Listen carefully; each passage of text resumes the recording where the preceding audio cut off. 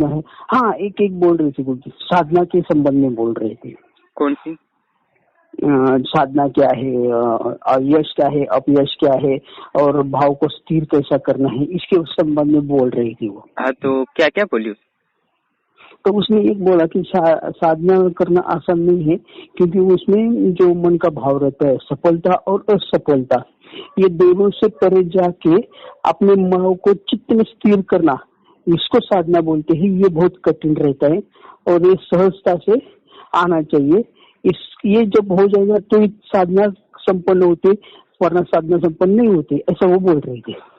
ऐसे वो बहुत कुछ बोल रहे थे, समझ में कुछ आ रहा था, लेकिन ये बातें समझ में आ गई। थोड़ा विस्तार से बताओ, विस्तार से बताओ।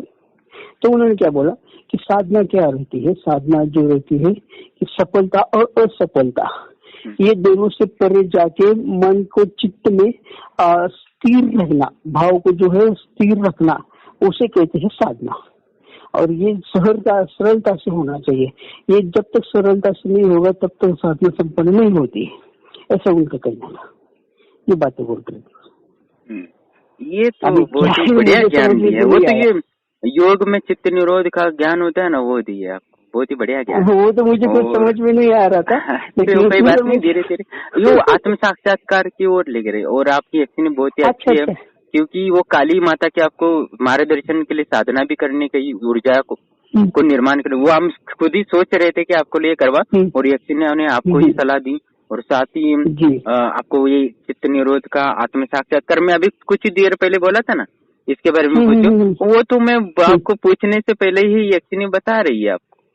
ऐसा है क्या? वो तो मुझे कुछ समझ में नहीं आ रहा था। मैंने वही बोल रहा था कि आप यक्षिनी से इस बात में पूछो, और यक्षिनी को पूछने से पहले ऑलरेडी वो ज्ञान आपको दे रही है, गुप्त बातें। ऐसा ही क्या बुद्धि? हाँ, ठीक है। तो आपकी यक्षिनी तो मुझे समझ में नहीं आ रहा है क्या बोल रही थी। हाँ, चलिए, वो तो बहुत बढ़िया बात है। और आपको यक्षिनी बहुत ही बढ़िया ज्ञान दे रही है, और बस ज्ञान का आपको सागर मिल गया है बस यक्षिनी के मार्ग। जैसे तुलसीदास जी ने प्रेत को सिद्ध करके राम तक पहुंचे ना, जी गुरु जी, वैसे आपको इस यक्षिनी के माध्यम से आपकी भौतिक सुविधा तो जो पूरे है वो पूरा प्राप्त करना ही, क्योंकि मेहनत तो की है इतने साल। और साथ ही अध्यात्म में जितना ऊपर जा सकते हो ना, ज्ञान प्राप्त करे। और लोगों के लिए जो आप ऐसा एक टेक्निक, एक बुक लिखिए, आप तो यक्षिनी से बात कर सकते हैं, ठीक है। यक्षिनी के आरक, यक्षिनी का एक ऐसा ऑडियो बनाओ, नहीं तो ऐसा बुक लिख दो, एक बुक खरीद दो। हाँ, बुक में ऐसा आपने सवाल लिख दो, ये आत्मा क्या है, परमात्मा क्या है, और ये क्या है, वो क्या है। सवाल तो बहुत आध्यात्म के, आप सर्च करेंगे तो मिल जाएंगे आइडियाज, है ना, सवाल कौन कौन से। तो वो सारे सवाल आप पूछो, और यक्षिनी ने क्या क्या जवाब दिया वो शब्द से शब्द वैसे ही लिख दो, ठीक है। अच्छा, इससे क्या होगा कि लोगों के लिए किसी दिन करके लोगों के लिए बहुत ही लाभदायक होगा।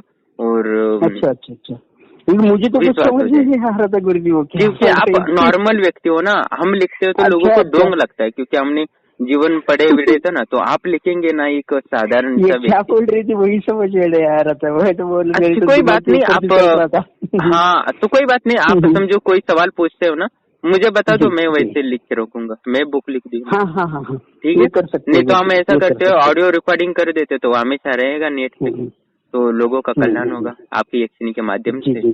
और ज्ञान का प्रचार आप कर रहे हो तो ईश्वर आपको आपकी आत्मा का कल्याण करेगा। जी गुरु जी। ओके, और दूसरों लोगों को भी लाभ होगा, और अपने जीवन को सही यक्षिनी का ऊर्जा को सही यूज, हर कण कण में ऊर्जा है, बस उसका यूज करना आना चाहिए ना। और आपने तो वही जो शक्कर, गुड़ और तिल वगैरह जो लोग खाना खाते हैं, उसी से आपने यक्षिनी को बनाया ना, हवन करके। ये आपने जो लोग फालतू बातें करके अपनी ऊर्जा को नष्ट करते हैं, जो दूसरों को गाली देके जो मुंह को यूज करते हैं, दूसरों को अपमान करने के लिए जिस मुंह का यूज करते हैं, जो जिस मुंह का दूसरों की गलतियां निकालने में, दूसरों की नियत की जांच करने के लिए, दूसरों को नीचे गिराने के लिए जो मुंह का यूज करते, उसी मुंह का आपने यूज करके यक्षिनी को प्रकट किया, और साथ ही वो जो लोग खाते हैं उसी से आपने हवन करके यक्षिनी को पूरा बनाया, ठीक है। जी। तो लोगों को समझना चाहिए कि अपनी इंद्रियों को कैसे यूज करना है। जी। समझिए ना। तो इससे लोगों को पता चलना चाहिए कि लोगों की गालियां देने से अच्छा ईश्वर का स्मरण करेंगे, उसी मुंह का यूज करेंगे, उसी जीवा का यूज करेंगे, तो यक्षिणी जैसे जीव ज्ञान भी प्राप्त है, जैसे यानी यक्षिणी जैसे प्रकट भी कर सकते हैं, उसको बातें कर सकते हैं, उसको छू सकते हैं, उसके सुंदरता को निहार सकते हैं, उससे ज्ञान की बातें ले सकते हैं। ये बात है ना, लोगों को समझाना होगा, क्योंकि अंधकार तो सारे और फैला है। जैसे सूर्य तो डेली आता है, पर अंधकार तो अभी हर व्यक्ति सोया हुआ ही है, या कोई जागे हुए तो कोई एक दो लोग ही जागे हैं जिन्होंने अपनी आत्मा को साक्षात्कार किया। और ब्रह्मलोक आश्रम का यही उद्देश्य है कि आत्म साक्षात्कार लोगों को हो और वो जग जाए। ठीक है, और चलो ठीक है, हम ऐसा करते हैं कि हम यक्षिणियों के माध्यम से ना लोगों को ज्ञान देते, संवाद। ठीक है, एक साधक और यक्षिणी का जो ज्ञान है, वार्तालाप है, उन्होंने योग के बारे में बताएगी, साथ ही आपको तंत्र के बारे में तो पहले पता है, आपको काली की साधना करनी है, साथ ही आपको योग के बारे में भी बता रही है, जो मैं पूछना है। काली की साधना तो चालू कर दी। हाँ, वो तो मैं आपको मंत्र दे दिया, माता काली की। हाँ, बस आप वो काली की साधना कीजिए, तो आपको वो सफेद वाली बर्फी रख दीजिएगा, कुछ दिन बाद वो बर्फी गायब हो जाएगा, आराम से होने लगेगी। हाँ, ऐसा हो जाएगा, आप करो तो सही। ठीक है, सफेद वाली मिठाई रखना, माँ स्वयं आके ग्रहण कर लेगी वो। अच्छा, कहाँ पर करना पड़ेगा गुरुजी? नहीं, अभी पूजा पाठ कर रहे हो ना आप, मंत्र जब माँ कालिका का, वही माँ कालिका के नाम से बर्फी रख दो सफेद वाली, बस कुछ दिन बाद आप माँ प्रसन्न होते ही वो बर्फी गायब होने लगेगी देर। अच्छा, हाँ, आप करके देखो, बस ये ईश्वर का ये है। नहीं कभी। इसीलिए तो यक्षिणी ने बोला कि कालिका का मंत्र ले लो। अच्छा, ऐसे गया वो आपकी यक्षिणी बहुत ही आपसे 1000 गुना सोचती हो। अच्छा। मैं बोल रहा यार, ये कहाँ सामने चल रही है और ये कहाँ से मुझे बता रहे। ठीक है, इसलिए तो आपसे पूछने को बोला था क्या उन्होंने। हाँ, और कोई बात नहीं, आप देखते हैं आपको, और हमें बहुत सारी बातें उसमें वचन का जो कुछ हो जाएगा ना, तो बहुत कुछ कर सकते हैं, लेकिन वो जब तक नहीं होगा ना, मेरे ख्याल में वो नहीं आ रहा है। जब तक वो वचन का कुछ नहीं होगा ना, तब तक वो दिक्कत बहुत बढ़ रही है उसमें। ठीक है, वो कुछ ना कुछ तो हो रहा। बात समझ गया। जब तक वो वचन में आप बांधेंगे नहीं, तब तक वो कंट्रोल में नहीं आएगी। वही दिक्कत आ रही है अभी। वो उसको सॉल्व करना कैसा वो सोचते हैं। मैं भी प्रयास करूंगा मेरी तरफ से गुरुजी। ठीक है, अभी ये हो सकता है कि किस दिन में जो अभी संकल्प हुआ है, तो उस दिन वो पूछे कि क्या चाहिए बोलो। ठीक है, अच्छा, तब आपको आपने ये विवेक से काम लेके उससे वचन लेना है। अच्छा, फिर से एक बार गलती नहीं करनी है। ठीक है, नहीं तो कभी कभी बातों में जब समझो वो अच्छा, उसको क्या क्या भोग लगता है, मिठाई वगैरह, पहले उसको ये पता लगाओ यक्षिणी के बारे में, अभी ये पता लगाओ उसको क्या अच्छा लगता है, क्या बुरा लगता है। ठीक है, अच्छा, उसके दिमाग में क्या चल रहा है, मन में क्या चल रहा है, और वो चाहती क्या है, ये पता कराओ। इसके बाद आपको स्टेप लेना है उसको प्रसन्न करने का, और ज्यादा उसको प्रसन्न करके सारे वचन ले लेने हैं हमें। ठीक है, अच्छा, ठीक है, ऐसा प्रयास करेंगे। जितने वचन बाकी, सारे जो वचन बाकी है, गलती हुई है नहीं ले पाए, वो वचन आपको लेने हैं जल्दी। ठीक है, तो ये तो प्रसन्नता से होता है, और हमारा काम ही प्रसन्नता का कर।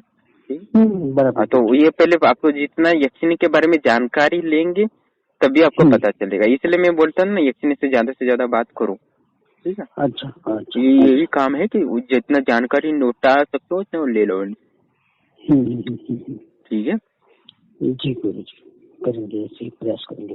ठीक है, देखते हैं। ठीक है जी, ओके।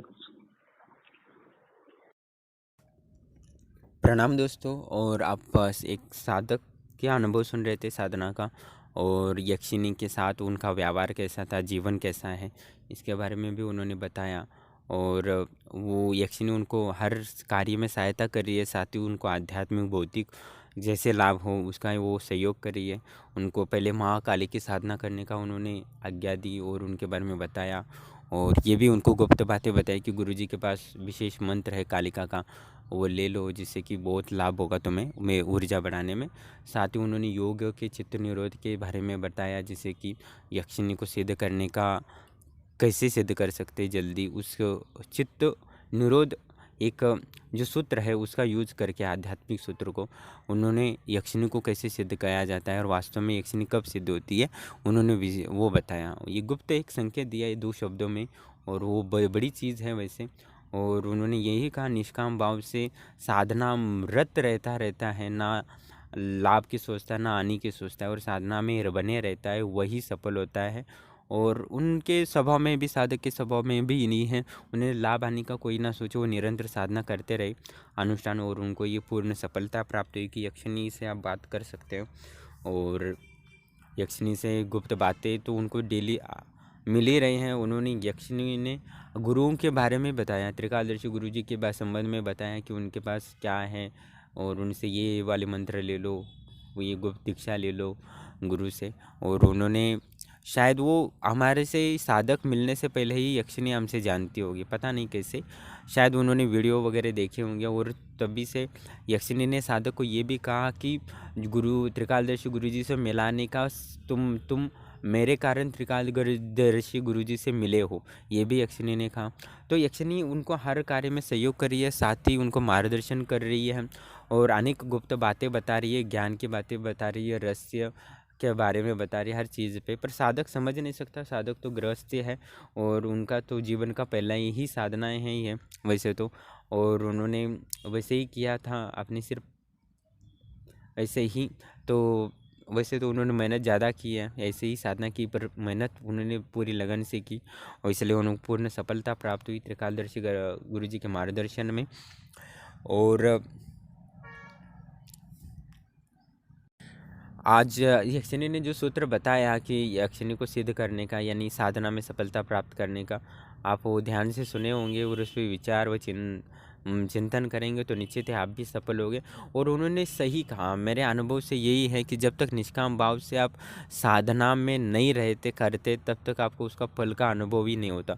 आप जब जो साधनाएं अपनी फल की आशा से करते हैं, वो निश्चित ही साधना बीच में छोड़ देते हैं। और जो जब तक ईश्वर के साक्षात्कार के लिए साधना करते रहते तब उन्हीं को सफलता प्राप्त होती।